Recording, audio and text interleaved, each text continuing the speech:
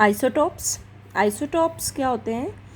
These are atoms which have the same atomic number but different mass number. जिनके atomic number तो क्या होंगे, same होंगे, but mass number क्या होते हैं, डिफरेंट होते हैं.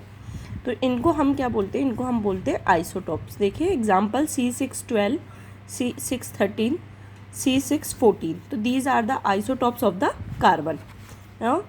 Oxygen 8O16, 8O17. तो here their atomic number is same but their mass number is different. Similarly, hydrogen, deuterium and tritium, H11, D12, T13. So these are the example of isotopes. So isotope which have the same atomic number but different mass number. Second, इनका chemical properties of isotopes are same but physical properties of isotopes are different. इनकी chemical properties तो same होती है, physical property of isotope are different. They can not be separated by chemical properties but can be separated by the physical properties. Next है isobars. Isobar atomic number is different and atomic mass is same. देखिए यहाँ पर example C614 and 714. तो these are the isobars. Isobars, their atomic number is different. Carbon का atomic number is 6 and atomic number of nitrogen is 7. तो their atomic number is different but their atomic mass is same. तो these are known as isobar. Organ का 18 and atomic number is 18 and mass number is 40. Calcium atomic number is 20 but mass number is 40. So these are the isobar.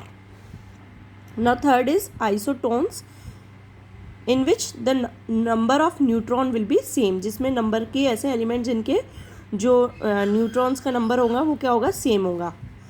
C614, O816. तो यहाँ पर neutron कितने हैं? यहाँ पर 14 minus 6 8, 16 minus 8. यदि हम मास नंबर में से एटॉमिक माइनस को यदि हम माइनस कर देंगे तो we will get the number of neutrons. And 715, तो 15 माइनस 7, 39 माइनस 19, 40 माइनस 20. तो दिस इज 20. तो these are the number of neutrons. तो isotones number of neutron will be same. Isoelectronic, तो ऐसे species which have same number of electrons. ऐसे species जिसमें number of electron क्या होंगे, same होंगे. Then such species are known as isoelectronic species. 17, chlorine का atomic number है 17 और 1 नेगेटिव, मतलब it is a chloride ion. A negative means it gain 1 electron, so there are total 18 number of electrons. On organ has 18 electrons. Calcium plus 2, calcium atomic number is 20 और plus 2 charge means it donates 2 electron. तो यहाँ पर सब में number of electrons are same. तो यहाँ पर number of electron क्या हो गए, 18. Another example, fluoride fluorine का atomic number is 9. If minus negative charge is here, then number of electron is 10. Neon number of electron 10. H2O, 8 electrons are present in the oxygen and 2 in the hydrogen. So in H2O number of electrons are 10. So these are the example of isoelectronic species in which number of electrons are same. CO2, carbon 6, oxygen 8 और यहाँ पर 2 oxygen है तो 16 plus 6 तो 22. Similarly N2O में भी 22. NH3, H2O, OH negative, N3 negative, NH4 positive. These all contain the same number of electron which is 10. So these are the isoelectronic species. So these are the some examples of isoelectronic species, isotopes, isobar and isotones. Now next topic is development leading to the Bohr's of model of atom. Next हमारा है कि जब Rutherford model भी क्या था, drawback था Rutherford model का. As I told you that he could not explain the stability of the atom, atom की स्टेबिलिटी को उसने एक्सप्लेन नहीं किया। तो नाउ नेक्स्ट साइंटिस्ट थे बोर्स, आए थे, उन्होंने अपना बोर्स एटॉमिक मॉडल दिया। पर बोर्स के मॉडल को पढ़ने के पहले हमें बहुत सारी टर्म्स पढ़नी ज़रूरी होती है, तो हम पहले क्या पढ़ेंगे, one by one these terms को हम पढ़ेंगे। तो फर्स्ट टर्म है इलेक्ट्रोमैग्नेटिक रेडिएशंस। तो what are the electromagnetic radiations? In short I can write EMR, electromagnetic radiations. तो सबसे पहले अकॉर्डिंग टू मैक्सवेल साइंटिस्ट थे, उन्होंने लाइट के लिए एक थ्योरी दी।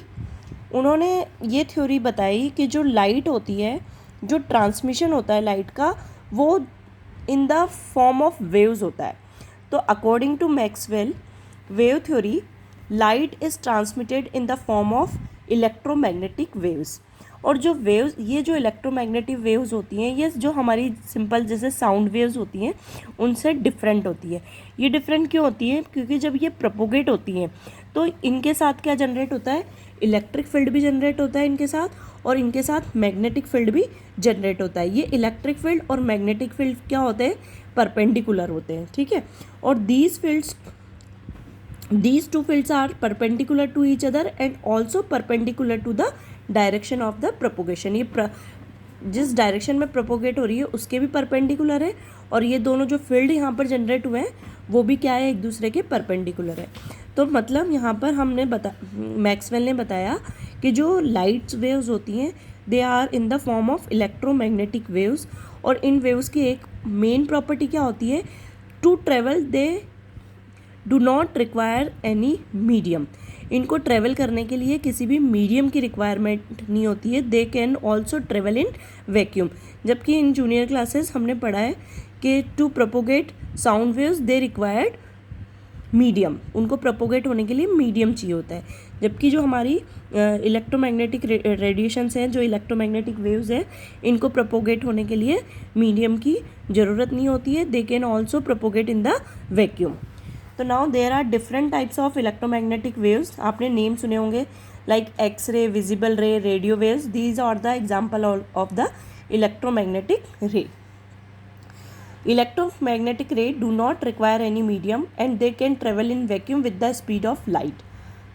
और लाइट की स्पीड क्या होती है, c is equal to 3 × 10⁸ metre per second. तो it is these are the electromagnetic radiation. Now what are the characteristics of electromagnetic radiation?